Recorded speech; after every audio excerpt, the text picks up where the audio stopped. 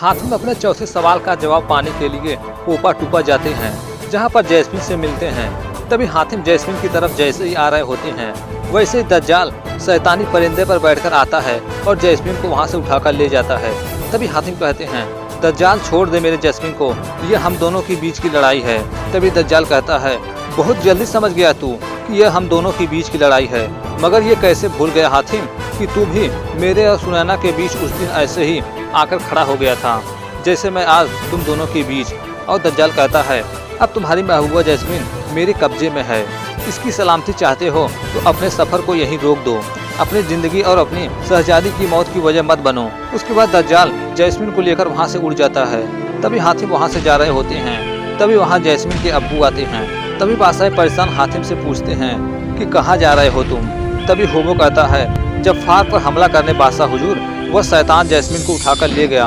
तभी बादशाह परेशान कहते हैं, तुम क्या समझते हो कि दज्जाल मेरी बेटी जैस्मिन को जफ़ार में रखने का भूल करेगा? नहीं, हरगिज नहीं, क्योंकि जफ़ार वह शैतानी दुनिया है जहाँ पर सिर्फ बुराइयाँ पनपती हैं, जहाँ पर सिर्फ बुराइयाँ सांस लेती हैं। और मेरी जैस्मिन इतनी पाक और पवित्र है कि उसके जफ़ार में रहने से वहाँ की उन बुराइयों को खतरा पैदा हो सकता है। और दज्जाल यह बात अच्छी तरह से जानता है, इसलिए वह जैस्मिन को जफ़ार की सरहदों से दूर, कहीं दूर ऐसी जगह ले जाएगा जहाँ मेरी इन आँखों की देखने की शक्ति भी नहीं पहुँच पा रही है। तभी हातिम कहते हैं, पर वह शैतान जैस्मिन को लेकर गया कहाँ?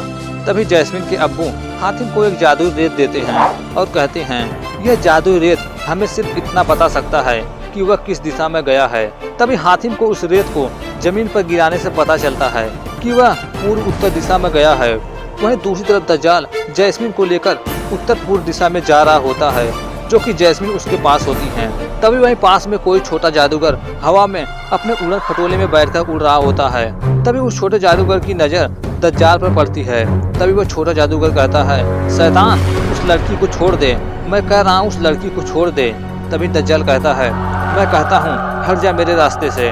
और वह दज्जाल को रोकने की बहुत कोशिश करता है। तभी दज्जाल उस पर अपने जादू शक्तियों से छोटे जादूगर पर वार करके उसे और उसके उड़न खटोले सहित उसे जमीन पर गिरा देता है। तभी वह गिरने वाला होता है।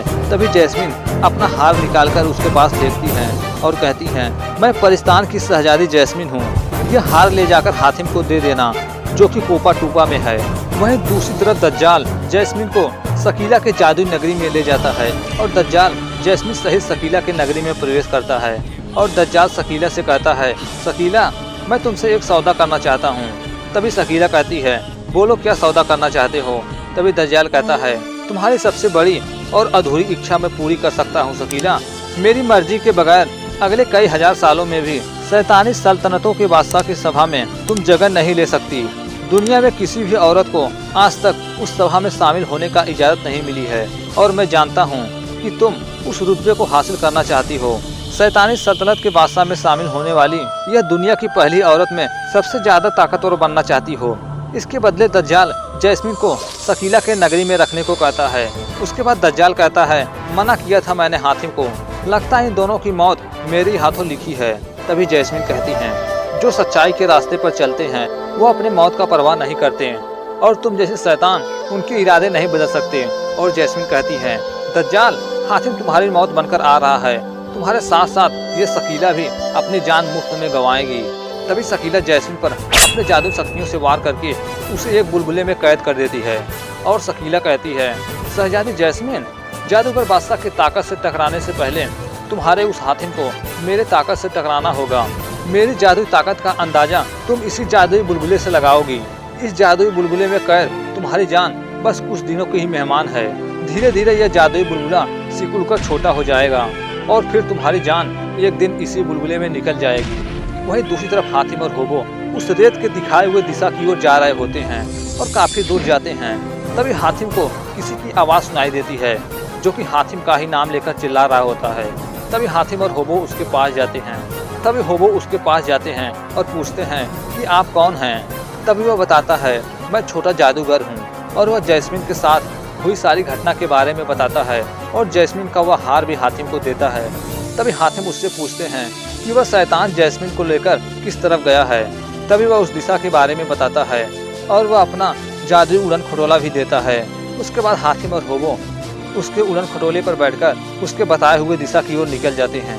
वहीं दूसरी तरफ नजूमी दज्जाल से बताता है कि हातिम सही दिशा में जा रहा है। तभी दज्जाल अपनी शक्तियों की मदद से उसके उड़न खटोले में आग लगा देता है। तभी होबो कहता है, हातिम उड़न खटोला इतना हिल क्यों रहा है। तभी अचानक उड़न खटोले के पीछे की तरफ से होबो की दोस्त टुनकी निकलती है। तभी वह कहती है, होबो पीछे देखो, उड़न खटोले में आग लगी है। तभी होबो कहता है, वह तो मुझे भी पता है, लेकिन तुम यहाँ कैसे आ गई। तभी वह कहती है, होबो अब हम एक साथ जिएंगे और साथ मरेंगे। मैं तुम दोनों का पीछा करते हुए उड़न खटोले के पीछे छुप गई थी। तभी देखते देखते वह उड़न खटोला जलकर नीचे गिरने लगता है और वह किसी घर के छत पर जाकर नीचे गिर जाता है। तभी वहाँ के लोग चिल्लाते हुए भागते हैं कि भागो, लुटेरे आ गए हैं। तभी हातिम, होबो और टुनकी बाहर निकलते हैं।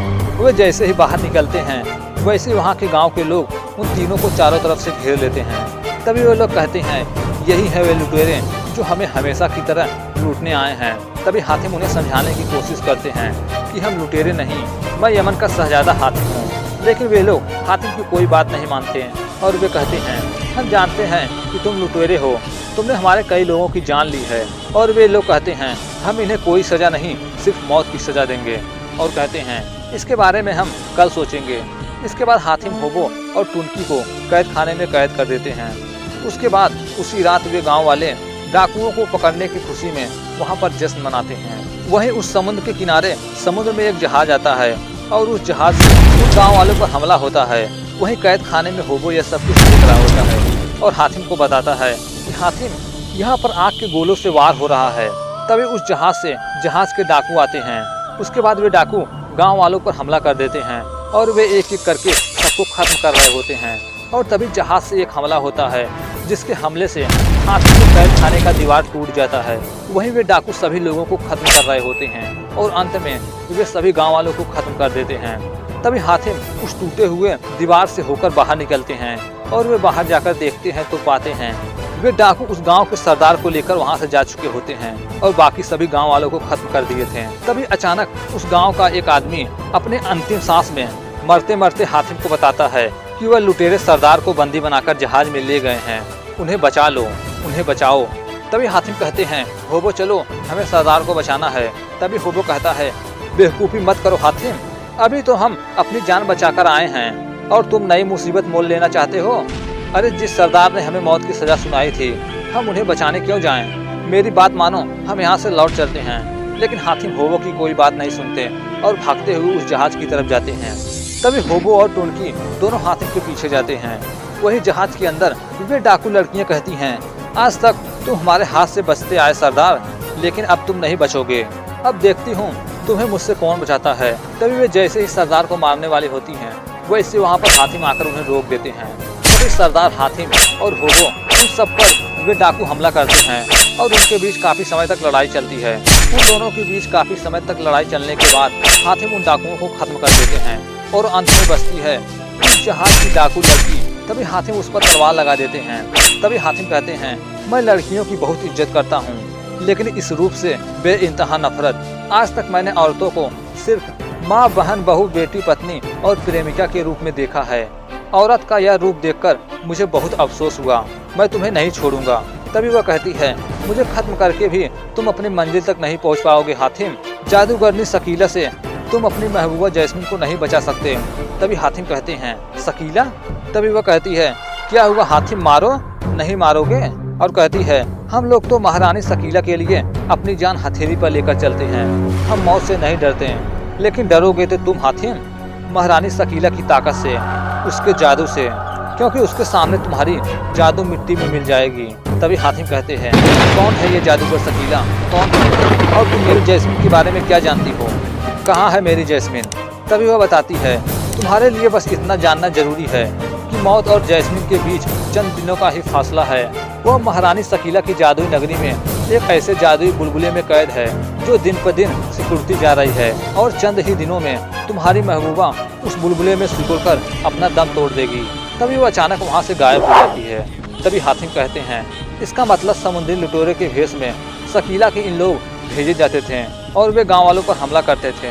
तभी हातिम सरदार से पूछते हैं, ये लुटेरे इन्हीं रास्ते से आया करते हैं?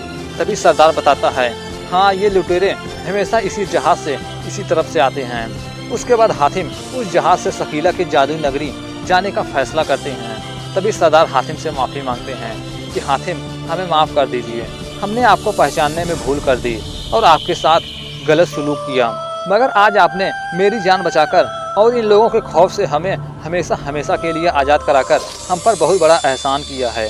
वहीं दूसरी तरफ यह सब कुछ नजूमी अपने जादुई गोले में देख रहा होता है जो कि हातिम जहाज से शकीला के जादुई नगरी की तरफ जा रहे होते हैं। तभी नजूमी कहता है यह तो दज्जाल के लिए बहुत बुरी खबर है। वहीं दूसरी तरफ हातिम उस जहाज से शकीला के जादुई नगरी की तरफ जा रहे होते हैं। तभी अचानक उस जहाज के दिशा बदलने वाला यंत्र काम करना बंद कर देता है और वह अपने आप आगे बढ़ने लगता है। तभी हुबो कहता है हातिम यह जहाज अपने आप क्यों चल रहा है। तभी हातिम कहते हैं लगता है इस जहाज को जादुई शक्तियों ने बांध लिया है कि इस जहाज को किस तरफ जाना है। तभी हुबो कहता है इसका मतलब यह जहाज हमें अपने आप के जादुई नगरी तक पहुंचा देगा। तभी हातिम कहते हैं हुबो अपनी जल्दबाजी में भूल गए कि तुम जैस्मिन को यहाँ पर बुला सकते हो। तभी हुबो जैस्मिन को बुलाते हैं लेकिन जैस्मिन वहाँ पर नहीं आती। तभी हुबो कहते हैं लगता है जैस्मिन तक मेरी आवाज़ नहीं पहुँच पा रही है। जिस प्रकार जैस्मिन के अब्बू की नज़र जैस्मिन तक नहीं पहुँच पा रही थी, लगता है उसी तरह मेरी भी आवाज़ नहीं पहुँच पा रही है। वहीं दूसरी तरफ शकीला को खबर मिलती है कि हातिम हमारे लोगों को मारकर हमारी जादुई नगरी की तरफ आ रहा है। तभी शकीला कहती है नहीं, मैं ऐसा नहीं होने दूंगी। हातिम को मेरी नगरी तक पहुंचने से पहले मैं उसे खत्म कर दूंगी। तभी वहां दज्जाल का रूह आता है और वह कहता है शकीला अगर तुम चाहती हो कि तुम्हें शैतानों सल्तनत के बादशाहों में शामिल किया जाए ताकि तुम दुनिया की सबसे ताकतवर औरत बन जाओ। तभी शकीला कहती है परेशान होने की कोई जरूरत नहीं, हातिम को मैं किसी भी हालात में यहाँ पहुँचने नहीं दूंगी। वहीं दूसरी तरफ हातिम हुबो और टुनकी उस जहाज पर बैठकर समुद्र से आ रहे होते हैं। तभी शकीला अपनी जादू शक्तियों की मदद से उस जहाज पर हमला कर देती है जिससे उस जहाज में आग लग जाता है। तभी हुबो कहता है हातिम जहाज में आग लग गई है आग, और कहते हैं हातिम अब तो हम इस आग से नहीं बच सकते, हमारा आखिरी वक्त आ गया है, मुझे तो तैरना भी नहीं आता। और वह जहाज जलता जा रहा था।